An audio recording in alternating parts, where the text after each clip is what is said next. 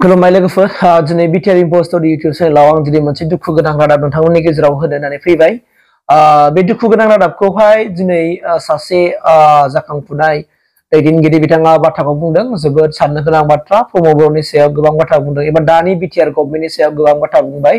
मानोना बिथाङा दिनै रायजो राजाफोरनि गेजेराव सैथोखौ दिन्थिनो लादों जे थारैनो बिटिआर गभर्नमेन्टआ मा मावदों मा मावमाराखै आरो दिनै बर' रायजो राजाफोरखौ सानै बर'आनो दिनै फोजोबनो थांगासिनो दङ।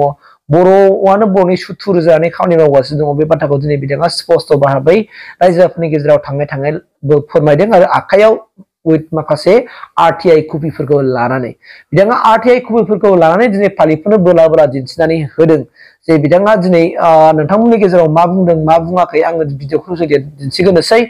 बिनि उनाव नोंथांमोनजों गिबियाव हाबनो रायलायगोन आरो सोरनो होनांगौ होनाङा बेखौ आं दा फोरमायना होगोन। जा एभिक्सन जालांबाय जोंनि बर' बिसाफोरखौ न' सेफायनानै जिसिबिफोरजों हुरलाबजोबनाया सोर हुरलाबजोबखो आं बेखौ काकसे कलमेसो बुंखायो। बेखौनो लेखायाव जि दं आं बेखौसो बुंगोन। सोर बे न'फोरखौ एभिक्सन खालामखो जोंनि बर' बिसाफोरखौ आलाय आथानि न'फोरखौ सेख्राबजोबखो मन्दिर गिर्जाफोरखौ सोर हुख्रेमजोबखो बिनि प्रुफखौ आं होनो नागिरदों।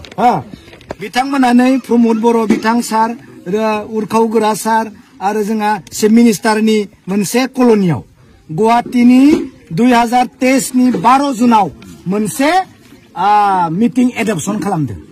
माने लेखा लिरदों, माने मिटिं जादों मा खालामनांगौ बेयाव बिथांमोना लिरदों नै जे सरकारि हायाव थानाय साफ्रोमखौबो रेगुलार एभिक्सन खालामनांगौ होननानै बेयाव लिरनायानो दंखायो। दा दाया सोरनि नङा होमबा? दाया सोरनि? बेयावनो प्रमद बर' बिथाङानो लिरनानै लाना फैखाबाय जे एभिक्सन खालामनांगौ।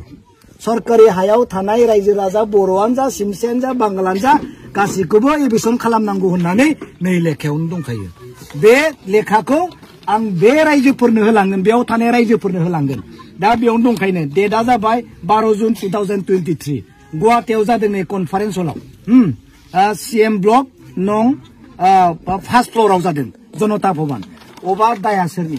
हाग्रामानि ना प्रमद बर'नि? प्रमद बर'आसो गभर्नमेन्ट, प्रमद बर'आसो बे लेखाखौ लाना फैदों। बिनिखायनो इलेक्सना कन्टिनिउस जागासिनो दं। दा इलेक्सननि थाखायसो स्टप थाथ'दों।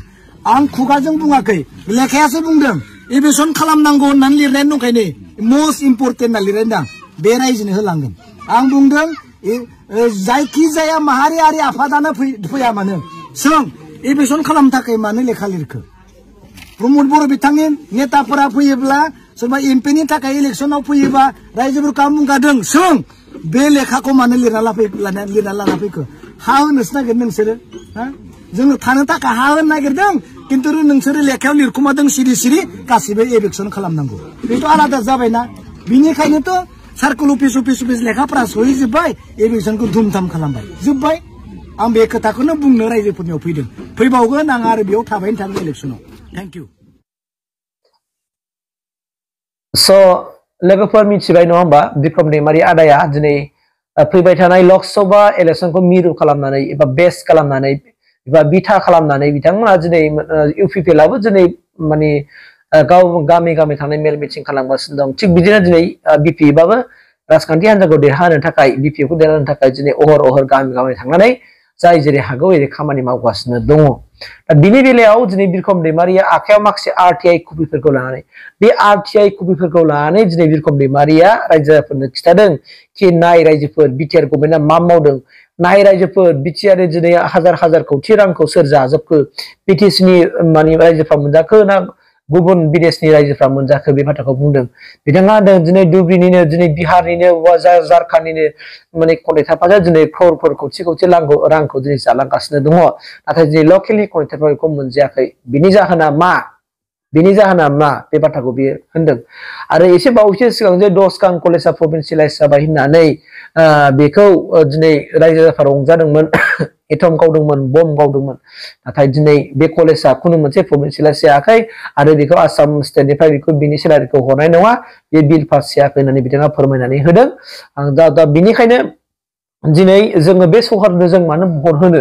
बुहा मोनसे फोरमायनाय लाबोनानै माने रायजोफोरखौ रंजाहोनाय मानाय बेफोरबायदि खामानि मावनायखौ जों मानो बर होनो आरो बिसोरनो मानो बर होनो बे खोथाखौ बियो बुंदों जायनि फलाव दिनै आरो दिनै बर' जानानै दिनै बर'आनो दिनै बर'फोरखौ जायफोर हादान एरियायाव थानाय सुबुंफोरखौ दिनै न' बां सिफायनानै इभिकसन खालामगासिनो दङ दिनै इलेक्सनखौसो थाथ'दों खिन्थु इलेक्सन बानाय लोगो लोगो बिथांमोना आरो फिन नोंसोरखौ आलाय सिलाय होखारबावगोन रायजोफोर होननानै बिथाङा दिनै फोरमायगासिनो दं दा अब्ला जोंनो बेबायदि सरकारखौ मानो नांगौ दिनै गावसोरनो भट होसेयावबो दिनै भट होखांनायनि उनावबो देरहाखांनायनि उनाव बिथांमोना नोंसोरखौ उदखार खालामो न' बां सि जोम आलाय सिलाय खालामनानै थानो जायगा गैयै खालामनानै होयो अब्ला बेफोरबायदि सरकारखौ मानो नांगौ होननानै आथिखालाव बिक्रम दैमारि आदाया गामि गामि थांनानै बेफोर बाथ्राखौ फोरमायगासिनो दङ दा दिनै फैबाय थानाय लकसभाखौ मिरु खालामनानै बिथाङा बे बाथ्राखौनो बुंदों दिनै रायजो राजाफोरनि सायाव डिपेन्ड खालामबाय दा रायजो राजाफ्रा लायो ना लाया बिक्रम दैमारि आदा होननाय बाथ्राया सैथो ना प्रमद बर'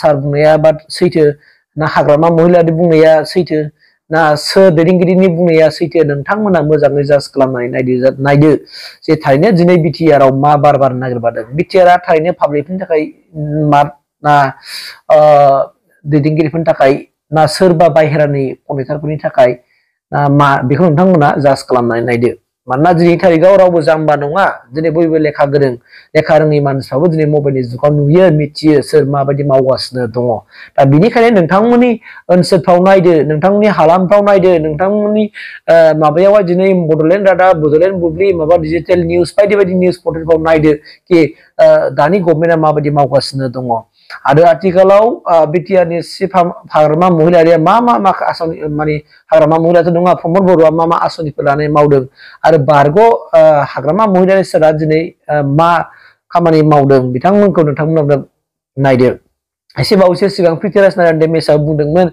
जे बिपिएफनि बयनिख्रुइबो बिजेपिनि दालालसिना जागोन हाग्रामा महिलारि होननानै बिथाङा एसे साननैसो सिगां माने दिल्लीयाव थांनानै बिजेपिनि दैदेनगिरिखौ बिहा खुलुमहैदों जे बिथांनि मदद बिहैदों थारैनो बियो मा थासारि बेखौ बिथाङा फोरमायदों दा जिखिया जाया रायजोफोर नोंथांमोनहा गोसो गोरबोजों मोजाङै सालायजारि खालामनानै मोजां केन्डिडेटनो बिजाथिखौ होनानै देरहाहोदो अब्लानो बयनिबो थाखाय गोजोन जागोन नोंथांमोननि थाखाय गोजोन जागोन नोंथांमोननि इयुननि थाखाय मोजां जागोन स' आंथ' बुंनो हाखाया सोरनो भट होनांगौ स' नोंथांमोनानो नायदो ससियेल मिडिया जुग बयबो नुयो स' बे हिसाबै नोंथांमोना भटखौ होबानो जाबाय थेंक इउ